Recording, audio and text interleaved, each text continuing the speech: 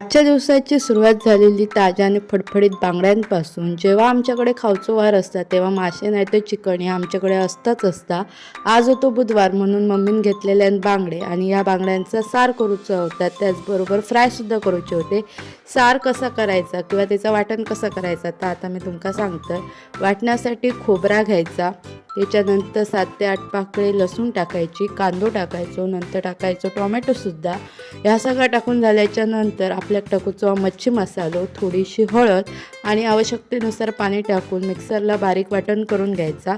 फोडणीसाठी एका टोपात तेल घ्यायचा, त्याच्यात टाकायचो कांदो आणि सगळा वाटणात एक उकळी येली की त्याच्यात आपल्याक टाकूचे असत मासे.